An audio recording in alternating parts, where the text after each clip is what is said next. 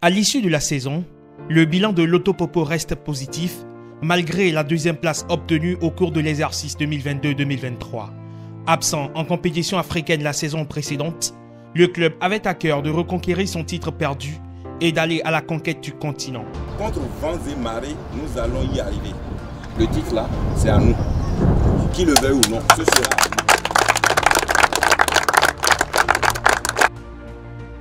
Revivons ici le scénario d'une saison faite de hauts et de bas, de joies et de peines,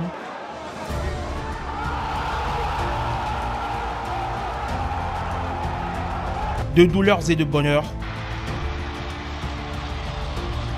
mais au final, pleine de belles promesses pour l'avenir.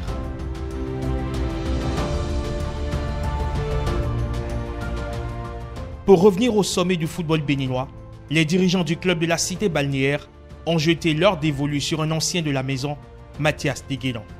De retour sur le banc de Lotopopo, le technicien béninois est assisté de Abdoulaye Ouzérou et Grégoire Azonine.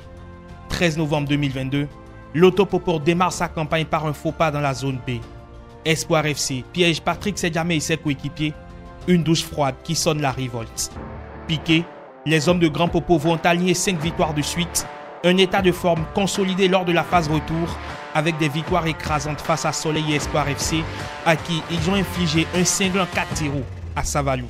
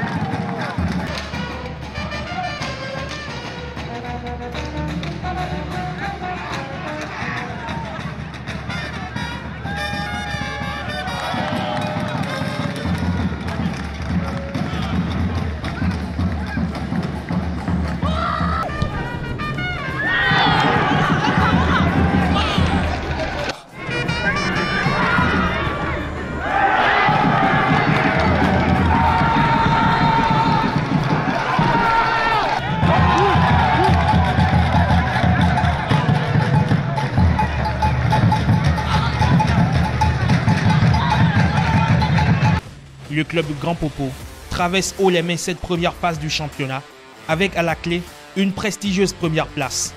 C'est une première.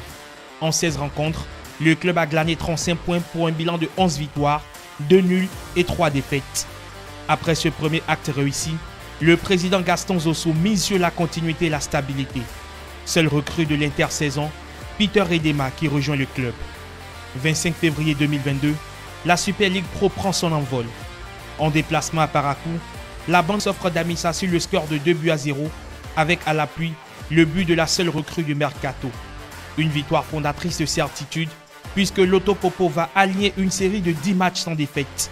Les Verts et Blancs vont faire carton plein dans le Septentrion en signant 4 succès de prestige en autant de déplacements, une première dans son histoire. Mais dès la 11e journée, la belle dynamique va connaître un coup d'arrêt. Mercredi 12 avril 2023, Lotopopo subit sa première défaite en Super League professionnelle face à Ayema sur le score de 1-2. À la suite de cette contre-performance, les Loto Boys enchaînent 2 autres défaites face à Coton FC. La sentence est sans appel, les Loto Boys chutent au classement. De la première place, le club est relégué au 3e rang non qualificatif pour une compétition africaine. Dès lors, le club de Grand Popo va réagir de la plus belle des manières. L'équipe de Mathias Deguélan va s'offrir un nouveau challenge, gagner et sécuriser la 2e place. Le club s'offre 3 victoires de luxe. À cœur vaillant, Ayema a été dompté à Pobet, Buff et Dragon de Louémé ont été battus à Grand Popo.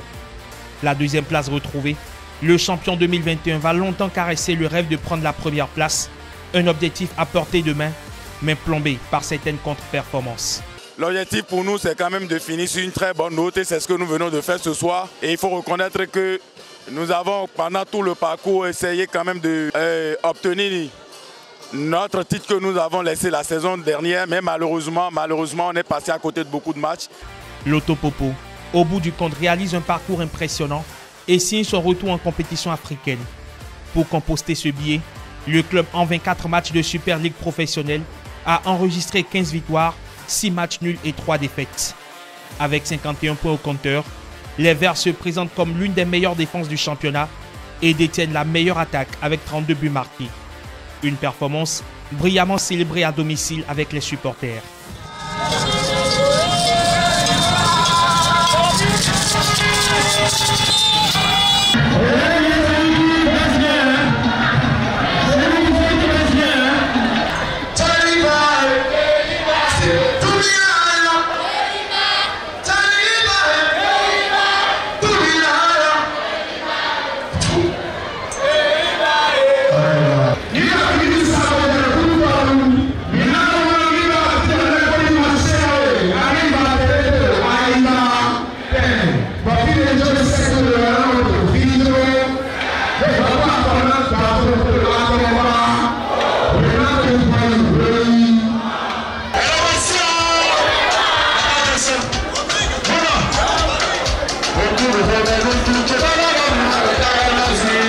L'Autopopo va participer au tour préliminaire de la Coupe de la Confédération pour le compte de la saison 2023-2024 avec comme ambition clairement affichée de faire mieux que son baptême du feu en Ligue africaine des clubs champions 2021 où il a été éliminé au premier tour. On a vu déjà l'entame que c'est une équipe solidaire et qui a des objectifs à atteindre. Aujourd'hui, c'est la concrétisation de ces objectifs, mais je dirais objectifs à mi-parcours. Et en tant que première autorité de cette commune, je suis ému. Et je porte la joie de toute la commune. Quand on voit l'Autopopo jouer, d'abord c'est une satisfaction.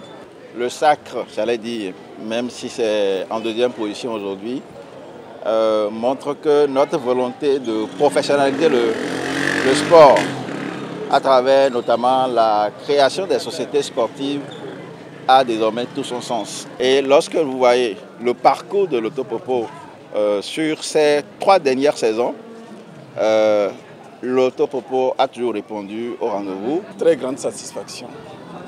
D'ailleurs, ça se remarque par la mobilisation de la population de Grand Popo, par la prestance de l'équipe sportive cet après-midi, par tout ce que nous avons mis comme ingrédients pour exprimer notre joie par rapport à cette faveur que le gouvernement a faite aux jeunes béninois, aux équipes béninoises, de s'essayer au football professionnel. Nous nous sommes retrouvés propulsés dans une compétition africaine. Nous l'abordons avec beaucoup d'espoir.